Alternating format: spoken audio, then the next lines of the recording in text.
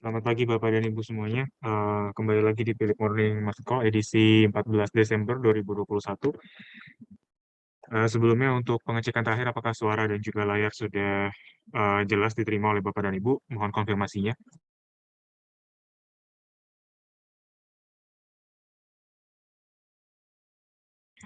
Baik, terima kasih Bapak dan Ibu yang sudah merespon. Kita mulai saja untuk Philip Morning Market Call pagi hari ini.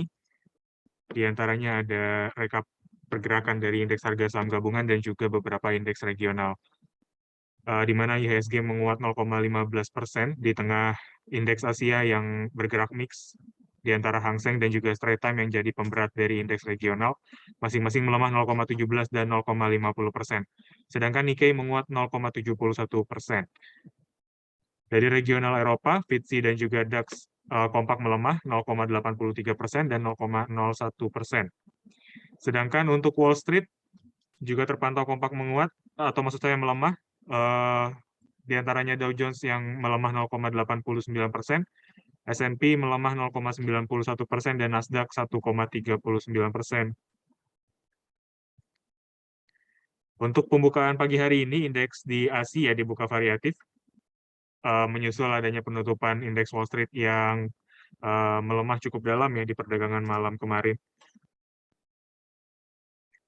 Hal ini didorong oleh prediksi The Fed akan mengumumkan percepatan pengurangan program pembelian obligasi dan juga kekhawatiran masih disebabkan dari varian Omicron yang masih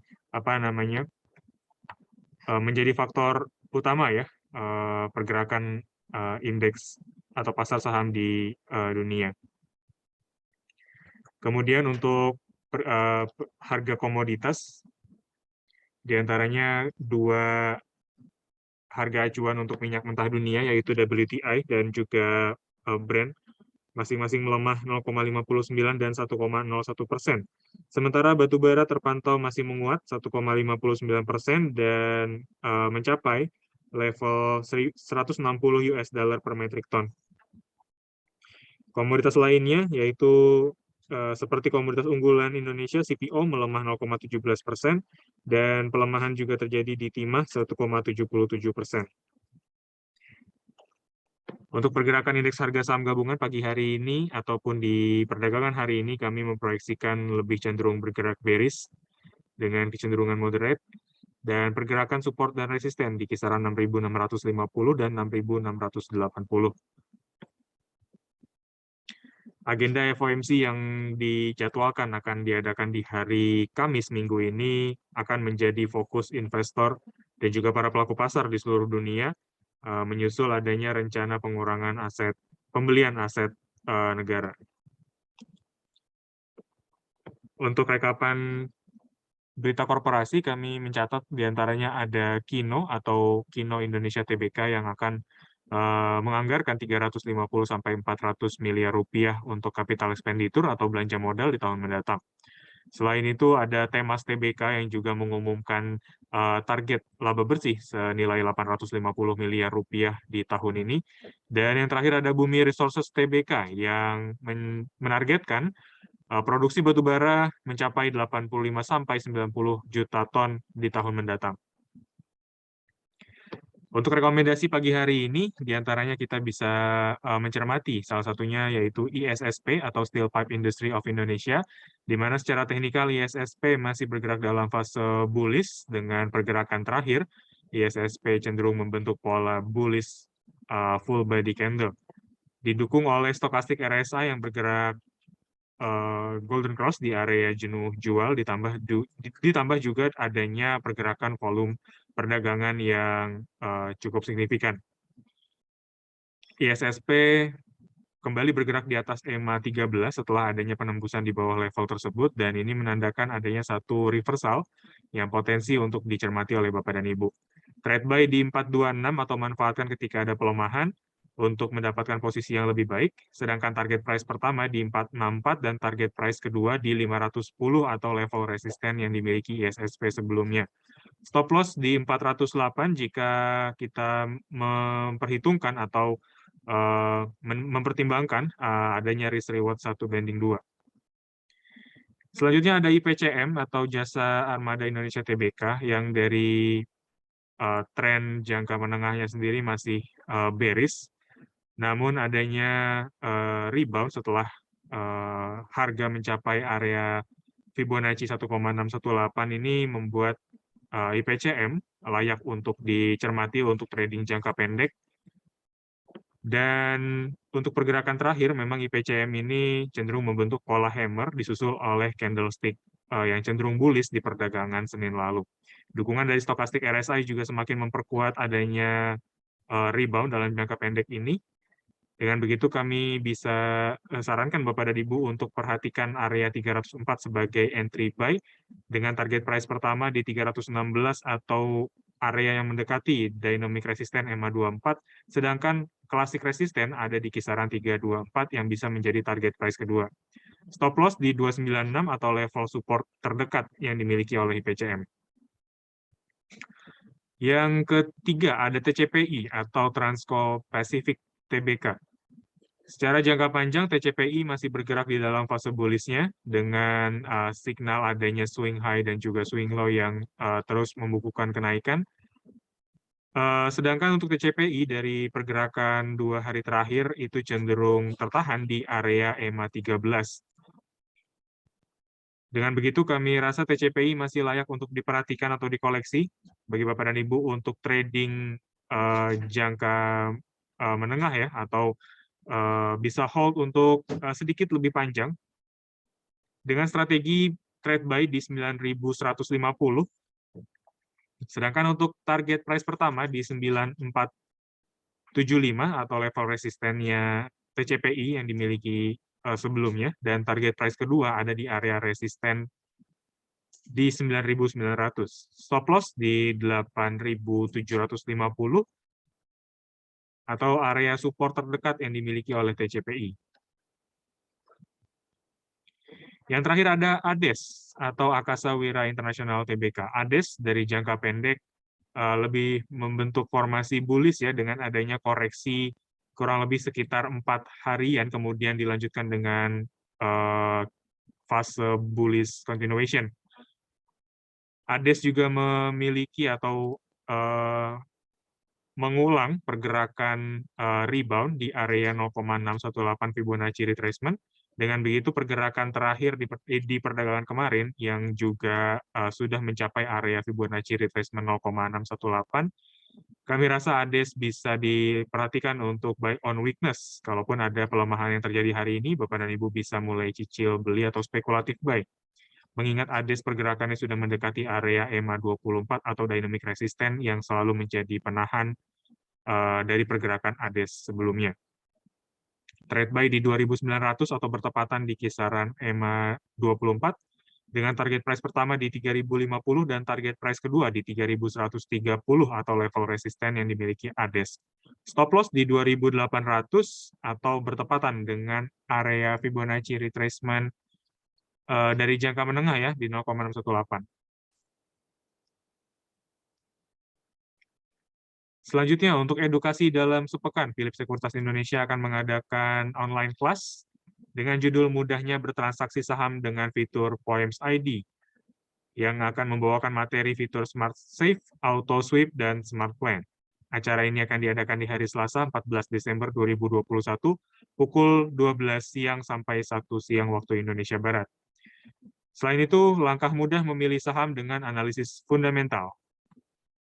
Waktu akan diadakan di hari Rabu, 15 Desember 2021, pukul 1 siang dan sampai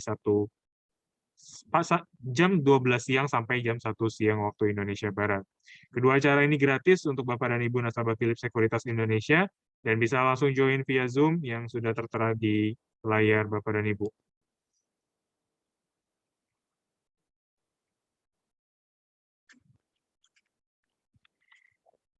Baik, kita bisa masuk ke sesi tanya jawab. Dipersilakan untuk Bapak dan Ibu yang memiliki pertanyaan bisa langsung tulis di kolom Q&A dan tidak di kolom chat. Terima kasih, kita akan kembali 1 menit lagi.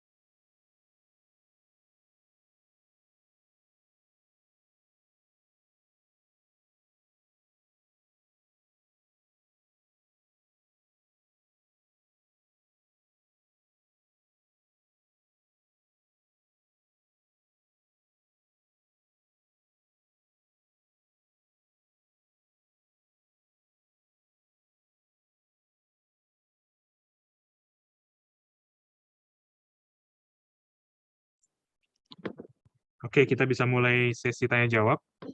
Untuk pertanyaan pertama, kita bisa bahas ya mengenai salah satu sektor properti yaitu Pewon dan bisa kita lanjutkan dengan sektor consumer yaitu Unilever. Bagaimana dengan pergerakan Pewon terakhir ini? Kita bisa lihat Pewon sedang uji area dynamic resistant EMA 24 ya. Di perdagangan kemarin Pewon juga sempat menguat dan sempat menembus area dynamic resistant tersebut.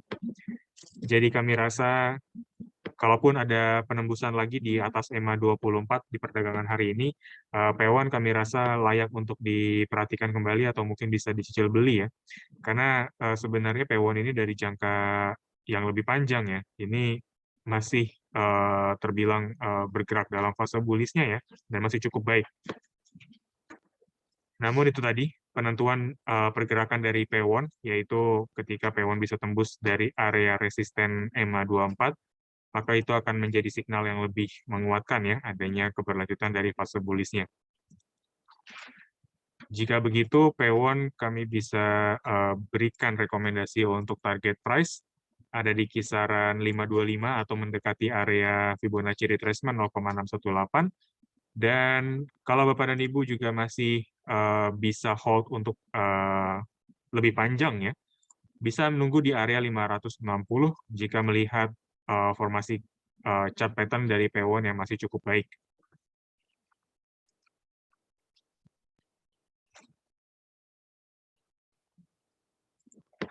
Selanjutnya untuk Unilever, bagaimana dengan pergerakannya? Unilever punya area resisten ya sebenarnya di sini di 4360 bertepatan dengan bekas supportnya. Dan kebetulan juga adanya penembusan di atas 4360 di perdagangan Senin lalu. Namun sayangnya di perdagangan di perdagangan Jumat lalu. Sayangnya di perdagangan Senin kemarin Unilever terpantau melemah ya 1,13%.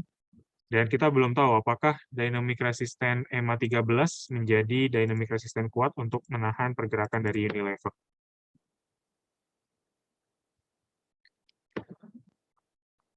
Untuk jaga-jaganya, kalaupun Unilever,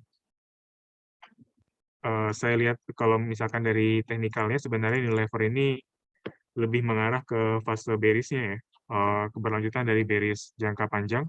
Kenapa? Karena di sini ada penembusan di bawah EMA 24, dan kalau dilihat di sini kan Unilever ini sudah memberikan signal yang cukup baik sebenarnya dari jangka pendeknya. Kurang lebih seperti ini ya di perdagangan periode November sampai juga di periode bulan November ya, ini lebih cenderung bullish sebenarnya, adanya penembusan di atas EMA 90 menjadi signal yang positif. Tapi sayangnya di akhir November ada penembusan di bawah EMA 24, ini membalikkan signal awal yang sebenarnya signal ini sudah memberikan signal positif ya, tapi dengan adanya penembusan ini kita bisa tahan dulu untuk masuk Unilever karena resikonya ternyata masih ada. Sedangkan untuk supportnya juga sudah ditembus ya, di kisaran 4360 ini ditembus oleh Unilever dan kemudian dia sempat rebound. Jadi asumsi pertama adalah EMA 13 adalah dynamic resistant kuat yang mungkin akan menahan laju pergerakan dari Unilever. Jadi bagaimana dengan kondisinya? Saya sarankan untuk jauhkan dulu Unilever dan tidak untuk masuk di momen-momen saat ini. Bagaimana dengan LSIF dan juga Pegas? LSIF terlihat tertahan di bawah EMA 13. Di sini ada konsolidasi selama 4 hari dan LSIF ternyata belum bisa tembus ya di atas area tersebut. Stokastik juga lebih memberikan signal adanya penahanan di area tersebut. Jadi saya rasa LSIF juga belum layak untuk diperhatikan oleh Bapak dan Ibu. Penembusan di EMA 90 ini sebenarnya signal awal yang bisa diperhatikan atau sudah mulai diwaspadai oleh Bapak dan Ibu. Jadi mungkin ke depan LSIF resisten ada di kisaran EMA 13 dan EMA 24. Kalau bisa kita gambarkan dengan harga, bisa kita gunakan Fibonacci retracement, mungkin ada di kisaran 1280, dan mungkin untuk 1280 itu yang level tertingginya ya. Jadi eh, belum bisa kita sarankan untuk, atau belum bisa kita rekomendasikan untuk beli atau adanya proyeksi yang lebih bullish dari area tersebut.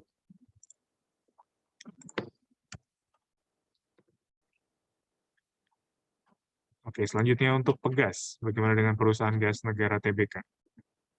Pegas juga terlihat konsolidasi di area EMA 13 dan 24. Sebelumnya juga Pegas terlihat konsolidasi juga ya, mendekati area EMA 13 dan 24. Jadi eh, saya rasa Pegas ini lebih cenderung tertahan di kisaran resisten 1550 ya, atau 1545 kalau kita lihat lebih eh, tepatnya ya. 1545 resisten yang belum bisa ditembus oleh Pegas, namun support dia juga punya di area EMA 24.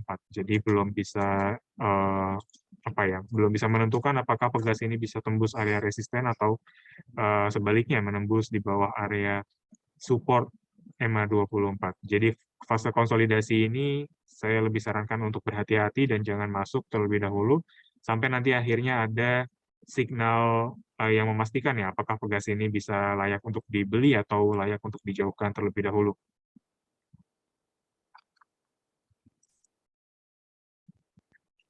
Baik, selanjutnya untuk Telkom dan KB Pharma support dan resisten.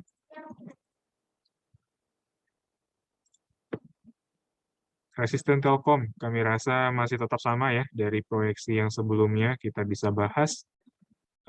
Sebelumnya bisa kita zoom out terlebih dahulu. Telkom ada di kisaran 4.100 ya, kalau boleh saya tandai seperti ini. Ini adalah resisten yang sempat dicapai di periode 2018 ya. 4.100 ini adalah resisten periode 2018 sampai 2019 yang kami rasa ini menjadi area resisten yang cukup kuat ya. Kenapa? Karena di sini ada pengulangan lagi penembusan resisten di periode pertengahan tahun 2019 sampai juga akhir 2019, tapi tidak berlangsung lama ya. Telkom akan kembali lagi turun di bawah resistennya 4.100. Begitu juga dengan pergerakan terakhir. Telkom terpantau juga sempat tembus area 4.100, tapi nggak lama juga harga kembali turun lagi di bawah 4.100 dan lebih cenderung membentuk pola konsolidasi dalam jangka pendek. Resistennya saya rasa 4.100 bisa dijadikan resisten awal. Dan untuk Bapak dan Ibu yang sudah memiliki Telkom, bisa kami sarankan untuk lepas terlebih dahulu Telkomnya. Karena dari pola sendiri ya, Telkom ini sudah cukup bullish ya, dan sudah tembus area pertama ya, Fibonacci retracement 1,618. Jadi kami khawatirkan untuk pergerakan yang terakhir ini sudah masuk ke fase jenuh ya, jenuh beli. Kita bisa manfaatkan lagi Telkom kalaupun ada pelemahan dan sepertinya cenderungnya Telkom ini akan mengalami pelemahan terlebih dahulu ya. Area yang layak untuk diperhatikan ada di kisaran 3.996 atau 4.000 ya. Kalau kita sesuaikan dengan fraksi harga dari Telkom di area 4.000, dengan support ada di kisaran 3.900 ya, atau 3.880. Sorry, 3.880 itu adalah support klasik, sembari kita pantau di kisaran 4.000. Seperti itu.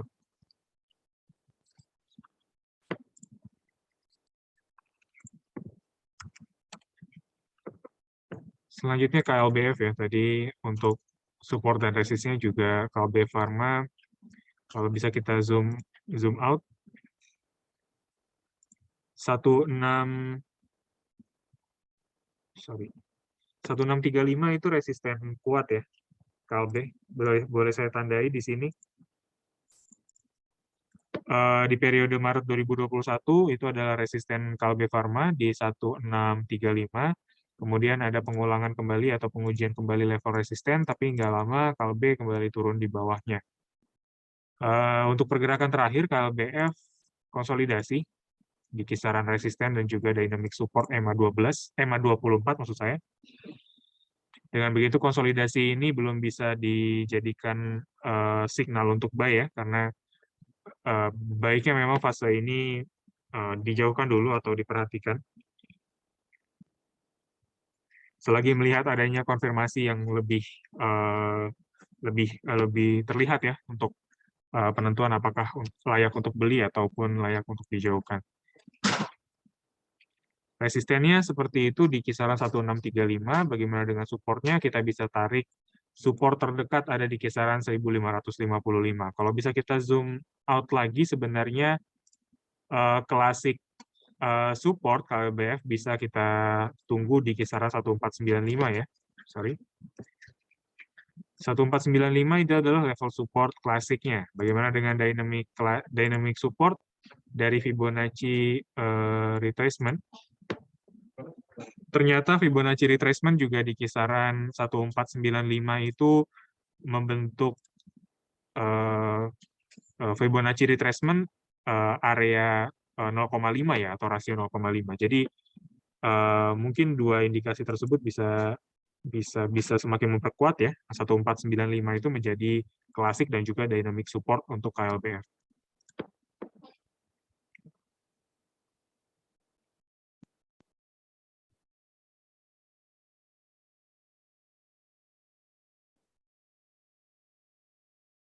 Oke, di sini mungkin bisa kita bahas secara singkat ya, bank mini dan juga bank digital potensinya seperti apa. Kalau misalkan kita lihat beberapa bank perbankan yang sudah memberikan layanan digital bankingnya ya, memang terlihat adanya peningkatan, baik itu dari aktivitas dan juga pembukaan rekeningnya. Seperti contoh mungkin kalau teman-teman juga lihat di Market Outlook kemarin, kita menghadirkan BNGA atau Bank CIMB Niaga, di mana program digital banknya dengan Octo Saver sebagai apa namanya brand yang dia usung ya, itu dengan begitu apa namanya data-data atau hasil dari kinerja dari baik itu dari transaksi dan juga dan lain sebagainya itu cukup baik ya. Jadi ke depan saya rasa memang adanya kemudahan bagi para nasabah untuk mengakses layanan perbankan dari entah itu smartphone dan juga yang lainnya, itu akan semakin populer dan juga meningkatkan kesadaran juga ya dan juga minat masyarakat untuk apa namanya untuk merasakan layanan-layanan perbankan dan juga membuka katakanlah rekening di perbankan tersebut yang memiliki akses atau layanan perbankan yang menarik. Jadi ke depan memang kita lihat adanya peluang untuk tumbuh dan masih terus berkembang ya. Beberapa emiten masih terus memfokuskan diri untuk mengembangkan layanan dan juga menciptakan layanan-layanan baru. Bagaimana dengan bank-bank lainnya atau bank mininya yang dikabarkan akan juga masuk ke dalam bisnis digital bank? Saya rasa teman-teman juga layak untuk perhatikan dulu ya seberapa besar rencana dan juga target dari perusahaan dalam mengembangkan digital bank-nya, dan tentunya memang kembali lagi kepada kekuatan dari perbankan itu sendiri, bagaimana basis pelanggan ataupun nasabahnya, dan juga kinerja historikalnya seperti apa. Karena banyak yang mengusung bank digital, tapi kita belum bisa lihat ya secara konkret dampak dan juga kinerjanya terhadap perusahaan. baiknya menjadi investor dan juga trader yang bijak dengan mencermati mencermati lebih lebih lebih detail dan juga lebih baik lagi ke depan untuk rencana-rencana dan juga kinerja keuangan perbankan sendiri. Mungkin seperti itu untuk apa namanya bahasan singkat untuk digital bank. Kalau misalkan kita bisa bahas selanjutnya ya, di sini ada pertanyaan mengenai teknikal dari EMTK dan juga kita bisa bahas RALS ya untuk sektor retail. EMTK kita bisa lihat bagaimana kinerja salah satu emiten dari sektor teknologi. Untuk EMTK pergerakan dari teknikalnya masih sangat baik ya. Dan saat ini EMTK juga sedang uji area resisten kisaran 2240.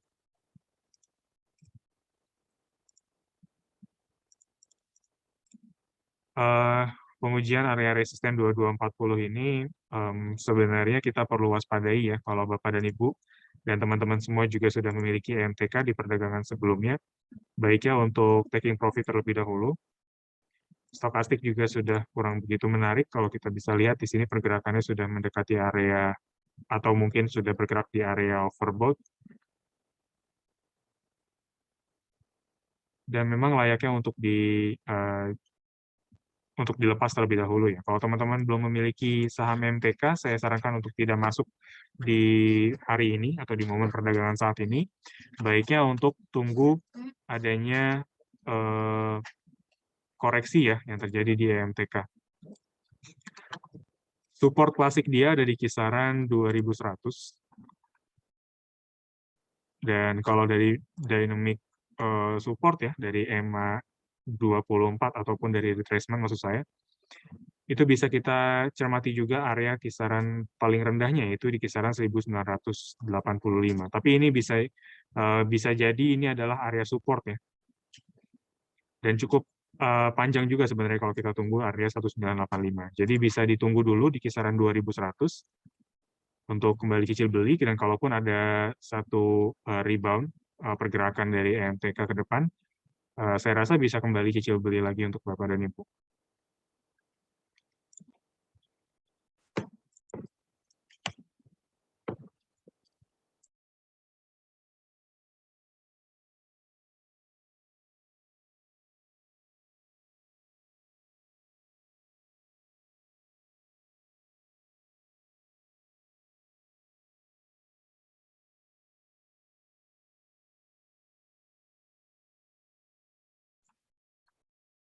Oke, bagaimana dengan RALS? Salah satu emiten retail saat ini bergerak di area bearish, jangka pendek. Dan dari jangka menengah juga terlihat RALS ini sudah mulai membalikan pergerakan bullish-nya sebelumnya ya. Kalau bisa kita ilustrasikan dengan chart pattern seperti ini.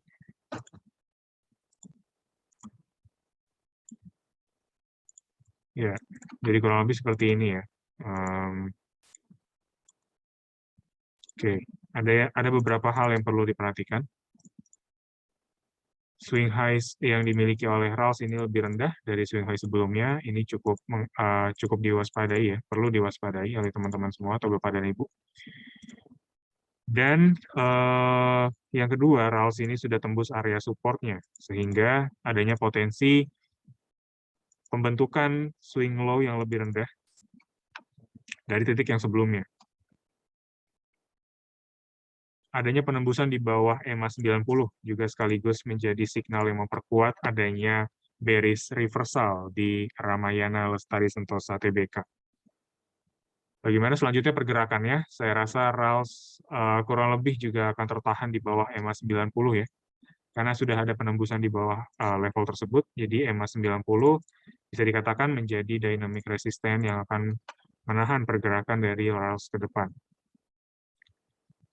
Mungkin setidaknya ya, RALS ini bisa bergerak mencapai 728, kalaupun memang ada signal rebound dalam jangka pendek, mungkin 730 berarti ya untuk fraksi harganya.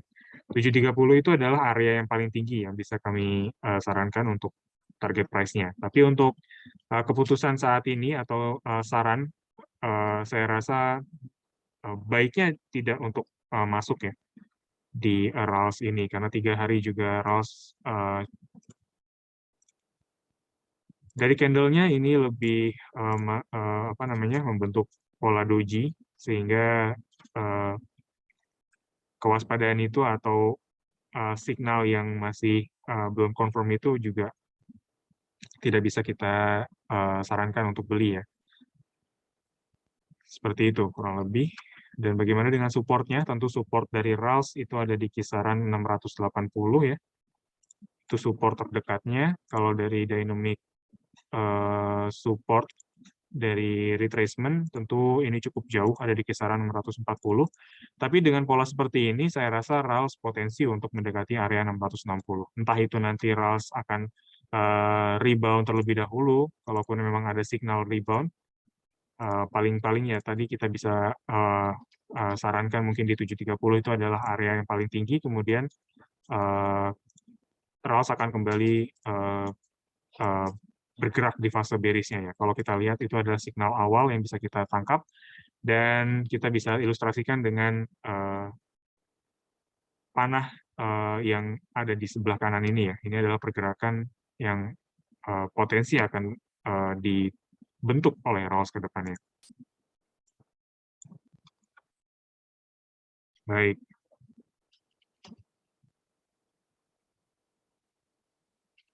Oke. Bagaimana dengan SMDR dan Temas? Kita beralih ke emiten second dan third liner. SMDR dari rekomendasi Philips Sekuritas mungkin sudah masuk ke taking profit ya. Jadi saya bisa sarankan untuk taking profit bagi Bapak dan Ibu, karena target price-nya juga sudah terlampaui. Sekaligus juga SMDR sudah tembus area resisten ya, 1025 ya di sini kelihatannya, 1025 di sini resistennya, kemudian ada penembusan di atas area tersebut 1025. Jadi ya mungkin pelemahan hari ini bisa kita gunakan sebagai momen untuk jual ya. Seperti itu. Bagaimana dengan strategi ke depannya? Tentunya SMDR bisa kita perhatikan, walaupun nanti ada apa namanya, satu pergerakan rebound, bisa kita asumsikan ya mungkin saat ini ada di kisaran 930-an ya. Tapi itu adalah dengan asumsi ya, di perdagangan hari ini SMDR sudah mencapai titik tertingginya. Jadi bisa kita gunakan sebagai swing high-nya. Nah, seperti itu kurang lebih. SMDR layak untuk di taking profit dan tidak layak untuk dikoleksi. Belum layak untuk dikoleksi. Sementara untuk Temas TBK, seperti apa?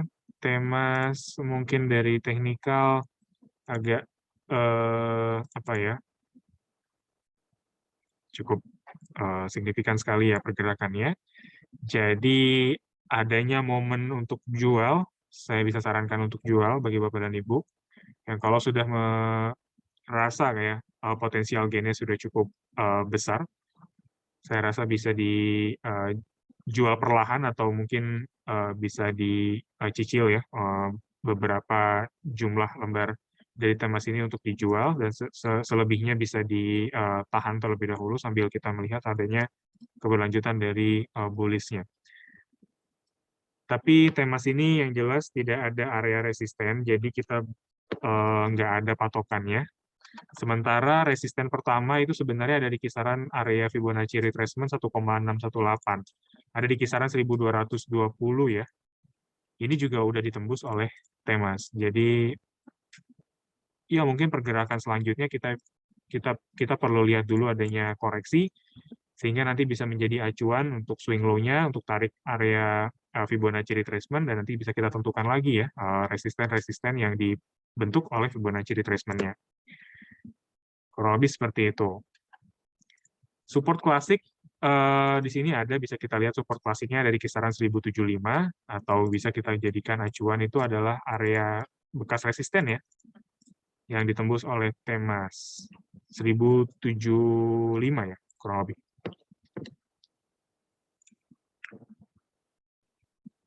Oke, bagaimana dengan MTDL maksudnya ya mungkin MTDL dan juga MDKA ya, kita bisa bahas untuk MTDL terlebih dahulu. MTDL juga masih bergerak di fase bullish. Signalnya adalah EMA 24 yang masih menjadi penopang pergerakan dari MTDL. Sedangkan untuk resisten, pertama MTDL itu ada di kisaran 4.000 dan di perdagangan Jumat lalu sudah sempat dicapai oleh MTDL ya. Stokastik RSI sudah kurang begitu menarik ya, adanya pergerakan di area overbought. Dan pencapaian area resisten saya rasa layak untuk di taking profit terlebih dahulu, dan saya rasa juga MTDL ini di area 4.000 dengan pencapaian di hari Jumat, itu sudah masuk area target price yang Philip Sekuritas sarankan. Sebelumnya, kalau Bapak dan Ibu bisa perhatikan, MTDL masuk ke dalam salah satu rekomendasi, dan area 4.000 adalah area yang layak untuk di taking profit. Jadi, kesimpulannya, saya bisa sarankan untuk taking profit, dan bisa kita tunggu lagi adanya rebound di kisaran EMA 24. Kalau bisa kita lihat di sini secara Fibonacci retracement ya, ada di kisaran 3740. Seperti itu kurang lebih. Oke, kita bisa beralih ke MDKA ya. MDKA apakah sudah bisa beli atau belum?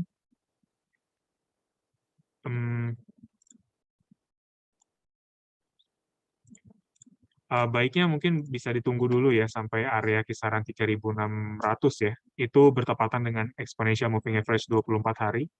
Dan itu juga sebagai penentu juga apakah MDKA ini masih bisa bertahan di atas EMA 24 atau sebaliknya mengalami penembusan di bawah EMA 24. Dari jangka menengah, MDKA masih cukup menarik dan layak untuk diperhatikan dengan historical pergerakan EMA 24 yang masih menjadi dynamic support kuat ya. Stokastik juga cukup menarik, tapi baiknya Bapak dan Ibu tunggu dulu adanya formasi candle yang lebih mengkonfirmasi adanya signal bullish. Dari pola terakhir ya, terlihat MDKA ini bergerak koreksi ya, mungkin kurang lebih dalam waktu 2-3 hari. Kemudian dilanjutkan dengan fase bullish-nya, dengan EMA 13 yang menjadi penopangnya. Tapi untuk pergerakan saat ini ya, karena kebetulan MDKA sudah bergerak di bawah EMA 24, baiknya EMA 13, baiknya exponential moving average 24 hari di kisaran 3.600 adalah area yang diperhatikan selanjutnya. Classic support, kalau tadi kita bisa bahas dynamic support, sekarang adalah classic supportnya. MDK punya classic support di kisaran 3450, yang bisa juga menjadi area cut loss ya, atau batasan resiko ketika MDKA tidak sesuai dengan perkiraan sebelumnya, atau adanya penembusan di bawah EMA 24 dan pergerakan yang lebih confirm adanya bearish trend. Kurang lebih seperti itu.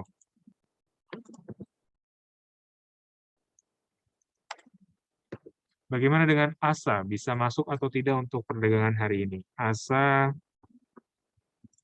ini cukup menarik ya. Ini lebih menarik dari MTDL dan juga MDKA tadi. Kalau MDKA dan MTDL masuk ke fase koreksi atau distribusi, kalau ASA ini sebenarnya sudah masuk potensinya itu masuk ke fase akumulasi. Kenapa? Karena EMA 24 secara historical menjadi area support ya. Yang bisa kita katakan support itu adalah titik di mana fase akumulasi berpotensi untuk terjadi. Stokastik juga sudah mendekati area oversold, jadi mungkin Bapak dan Ibu tinggal tunggu aja konfirmasi bullish candle untuk memastikan ya adanya signal yang lebih layak untuk beli ya di ASA. Karena kalau kita beli dari fase yang masih koreksi ini atau tren yang masih cukup bearish ini sebenarnya kurang begitu ini ya, aman ya atau cukup beresiko. Tapi kalau Bapak dan Ibu memang memiliki tingkat risiko yang tinggi dan juga tingkat spekulasi yang juga tinggi juga, saya rasa hari ini bisa diperhatikan untuk cicil beli atau buy on weakness sembari kita melihat pergerakan selanjutnya. Target price-nya tentu ada di kisaran area resisten 3880, itu adalah area resisten yang paling dekat ya yang dimiliki oleh ASA. Kalau bisa kita asumsikan untuk low pergerakan hari ini bisa kita tarik sebagai swing low-nya untuk menentukan area retracement selanjutnya. Target price pertama di 3770 ya. Mungkin ini lebih dekat kita bisa bulatkan ke atas 3770 itu adalah target price pertama dan 3880 target price kedua. Ini akan lebih sangat mengkonfirmasi atau sangat menarik kalaupun di perdagangan hari ini atau di perdagangan besok ASA bisa membentuk satu candle bullish. Itu akan sangat mengkonfirmasi lagi ke depannya. Bagaimana dengan batasan risiko atau cut loss-nya? Kalau bisa kita lihat di sini, mungkin cut loss di ASA bisa di kisaran area 3.500 ya. Berdasarkan Fibonacci retracement 0,786. Oke, kita bisa beralih ke emiten lainnya, yaitu ada emiten Astra International. Apakah bisa buy atau seperti apa? Astra International saat ini sayangnya cenderung tertahan ya di EMA 24. Dari jangka pendek sebenarnya Astra International ini membentuk satu signal bearish ya. Tapi itu tadi, EMA 90 masih menjadi penopang pergerakan Astra International. Jadi kalaupun Astra nggak bisa tembus di atas EMA 24, itu sudah mulai dikhawatirkan ya, atau ya Bapak dan Ibu sudah mulai sudah mulai waspada adanya bearish trend jangka pendek yang bisa berlanjut ke depannya. Bagaimana untuk pergerakan hari ini, apakah bisa buy? Saya bisa rekomendasikan untuk tahan terlebih dahulu, jangan masuk, sampai akhirnya nanti ada signal yang lebih jelas lagi ya. Seperti itu. Tapi kalau dilihat dari pergerakan terakhir, ASI ini memang berpotensi untuk melanjutkan bearish trend jangka pendek ya, dan juga jangka menengahnya, karena dia masih tertahan di EMA 24. Kecuali hari ini ataupun hari besok, Astra International bisa tembus area EMA 24, itu bisa kita pertimbangkan lagi untuk cicil beli. Seperti itu, kurang lebih untuk Astra International. Apakah ASI dan BBRI boleh sell? Ya, mungkin kebetulan karena kita masih buka chart Astra International, bagaimana dengan pergerakan hari ini, apakah boleh sell? Kalaupun Bapak dan Ibu sudah memiliki posisi sebelumnya di Astra International, boleh sell. Sembari jauhkan dulu ya Astra International. Selanjutnya bagaimana dengan BBRI? Apakah bisa di-sell atau dijual hari ini? Oke, mungkin BBRI kalau mau dijual mungkin juga apa ya?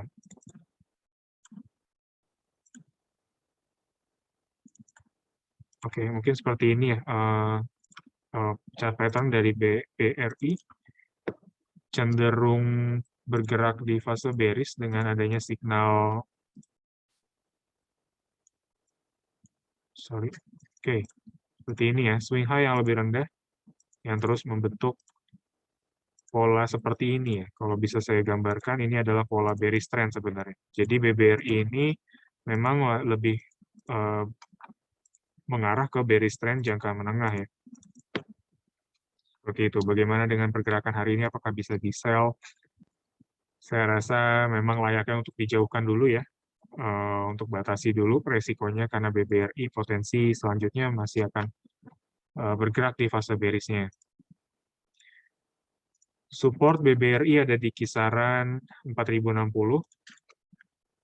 Dan secara historikal BBRI ini bisa tembus area supportnya ya. Di sini ada area support di 4.120 di periode 16 November, kemudian di periode 30 November ternyata support tadi ditembus ya dan berhasil BBRI membentuk support baru di kisaran 4.060. Jadi kami khawatirkan ke depan juga akan seperti ini, polanya akan terus berulang. Kalau untuk Fibonacci retracement, area supportnya cukup jauh ya, di kisaran 3.940. Kalau dilihat dari klasik support ya, sebenarnya klasik supportnya ini cukup jauh ya dan belum kelihatan. Karena memang BBRI itu punya area-area kisaran 4.120 4.090 sampai 4.090-an sampai dengan 4.060 itu sebenarnya area bekas resisten ya yang bisa menjadi support BBRI. Kalau kita lihat di sini di periode Agustus itu adalah area resisten, dua area resisten yang ditembus kemudian jadi support untuk BBRI ke depan. Kurang lebih seperti itu. Jadi kalau ada penembusan di bawah 4.060 setidaknya, kita bisa ancang-ancang untuk tunggu BBRI di kisaran area 3.940 ya, di area ini. Seperti itu. Baik, selanjutnya ENRG dan juga IRA ya. Emiten dari Energi Mega Persada Tbk. Teknikalnya jelas kita belum bisa rekomendasikan beli karena dari formasi candle dan juga chart pattern-nya ini sangat tidak menarik ya untuk ENRG dan memiliki resiko yang cukup tinggi. Jadi belum bisa kita sarankan untuk masuk dan ya mungkin akan ada pengulangan area support lagi ya. Support dia ada di kisaran 104, mungkin akan kembali diulang lagi atau bisa potensi untuk ditembus. Klasik support selanjutnya ada di kisaran 99 ya kalau bisa kita lihat di sini. Seperti itu. Selanjutnya ya, untuk IRA mungkin kita bisa bahas salah satu emiten ini, Itamara Noraya Tbk. Support klasik ada di kisaran 1930. 1930 area klasik resisten, klasik support, bertepatan dengan area dynamic support EMA 24. Kalau bisa kita tarik Fibonacci retracement dengan swing high dan swing low yang ada di sini, iya kurang lebih 1930 itu mendekati area Fibonacci retracement 0,5 ya. Kalau Fibonacci retracement menilai 1905 menjadi area supportnya. Tapi kalau dari klasik resisten, 1930 menjadi area support klasik. Bagaimana kesimpulannya? IRA bisa kita tunggu di kisaran 1930 sampai 1905 untuk entry buy. Dan kalaupun IRA masih terus koreksi dan mencapai area 1840 itu sudah mulai bisa di cut loss ya atau sudah mulai bisa dijauhkan atau dijual untuk IRA karena pencapaian area EMA 90 dikhawatirkan akan memberikan signal bahwa IRA ini masuk ke fase bearish-nya. Seperti itu. Memang pergerakan saat ini IRA ini masih potensi untuk koreksi ya. Dari stokastik juga kurang menarik kalau kita bisa cermati hari ini atau bisa kita cicil beli. Jadi baiknya memang buy on weakness dengan level-level yang kita sudah tadi sebutkan sebelumnya. Oke, kita bahas INPC ya atau Bank Artagraha. INPC secara historical melemah dalam 2 hari, kemudian dilanjutkan dengan fase bullish. Penembusan di area EMA 90 ini signal yang cukup positif, jadi untuk pergerakan saat ini baiknya diperhatikan dulu, jangan masuk untuk saat ini. Kita tunggu mungkin adanya koreksi selama 2 hari dan kemudian adanya signal bullish lagi. Secara historical, EMA 90 menjadi area dynamic resisten kuat bagi INPC. Atau diwaspadai adanya penembusan di area EMA 90. Area yang bisa kita cermati ya, ini ada di kisaran 140 ya. Ini area yang bertepatan dengan dynamic support EMA 24 dan juga 13. Seperti itu. Kalaupun nanti INPC kembali mengulang lagi formasinya, 2 hari melemah kemudian dilanjutkan dengan bullish candle, kita bisa kembali masuk ya, bisa kembali cicil lagi karena di sini ada signal bullish belt hold. Apakah bisa kembali berulang lagi di INPC di perdagangan 2 hari selanjutnya? Kita belum bisa lihat. Jadi saran saya tunggu di area 140. Oke, banyak yang menanyakan tentang BBYB. Bagaimana dengan pergerakannya? BBYB punya area klasik support EMA 13. Seperti itu. Dari jangka pendek ya, BBYB ini masuk ke fase, mungkin bisa kita lihat seperti ini untuk ilustrasinya. Oke. Masuk ke fase bullish jangka pendek dengan area support di kisaran 2510 ya, area support klasik yang kita bisa gunakan bekas resisten yang sudah dicapai sebelumnya. Dengan begitu dynamic supportnya dari Fibonacci retracement setidaknya mungkin ada di kisaran 2240 ya, atau bertepatan dengan EMA 24 hari. Kurang lebih seperti itu. Jadi kalau ada penembusan di bawah 2240, Bapak dan Ibu perlu waspada dan bisa dijauhkan, atau kalaupun sudah memiliki saham BBYB bisa dibatasi resikonya. Karena khawatirnya BBYB ini akan kembali melanjutkan fase bearish yang lebih dalam lagi. Klasik support BBYB kalau bisa ditarik lebih jauh ada di kisaran 1960 atau 1965 ya, kalau bisa diperhatikan lebih detail lagi.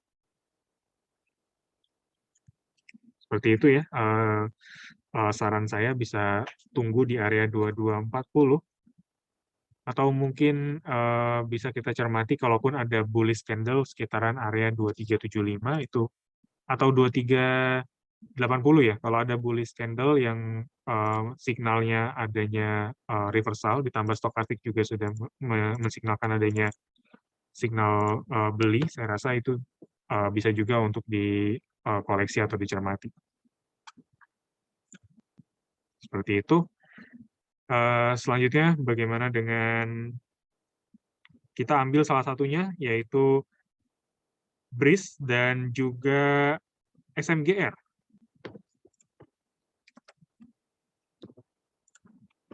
Oke, dari BRIS, sayangnya ya, BRIS kita bisa katakan masuk ke fase bearish continuation dengan area resisten kuat di kisaran EMA 13. Stokastik juga sudah menunjukkan area jenuh beli ya. Jadi sayangnya BRIS kita bisa sarankan untuk jauhkan terlebih dahulu. Support klasiknya ada di kisaran 1710. Dan ini cukup jauh ya, kalau bisa kita lihat current price saat ini dengan area klasik support yang dimiliki oleh BRIS. Oke, kalau dari Fibonacci retracement, kebetulan juga 1710 menjadi area dynamic support yang dibentuk dari Fibonacci retracement. Jadi, kita bisa tunggu 1710 sebagai area beli kembali, kalaupun ada satu reversal. Cukup menarik ya untuk menunggu di kisaran 1710. Untuk BRIS. Dan bagaimana untuk SMGR? Bisa beli atau enggak? SMGR sudah tembus area support klasik 7795 ya, tapi di sini mungkin fraksinya 7.800 ya. Support 7.800 ditembus hari ini karena kebetulan SMGR lagi ada di posisi 7.775. Kalau ada harga yang tertahan di kisaran 7.800, kita bisa perhatikan. Tapi secara keseluruhan memang baiknya untuk menghindari resiko yang lebih tinggi, SMGR belum layak untuk dibeli ya. Belum bisa kita sarankan untuk beli. Kita zoom out lagi. SMGR cukup jauh ya. Klasik supportnya itu ada di periode pandemi awal ya. Itu jelas sangat-sangat jauh. Belum bisa kita jadikan acuan selanjutnya. Jadi kalau dari Fibonacci retracement sebenarnya juga cukup jauh ya kalau bisa kita tarik di sini.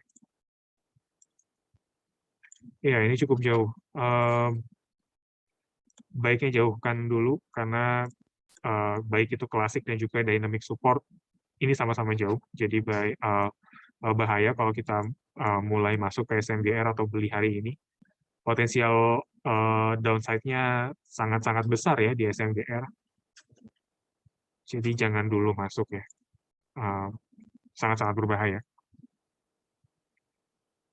Seperti itu. Baik, mungkin karena waktu sudah menunjukkan pukul 9.33, berarti itu Philip Morning Market Call harus berakhir. Kami ingatkan kembali, Philip Morning Market Call akan selalu hadir di setiap paginya, mulai pukul 8.30 sampai 9.30 pagi. Jadi pastikan Bapak dan Ibu untuk selalu mengikuti dan update terus perkembangan pasar modal dan juga rekomendasi dari Philip Sekuritas Indonesia. Akhir kata, mohon maaf bila ada kekurangan dan kesalahan. Selamat melanjutkan aktivitasnya kembali, dan salam cuan.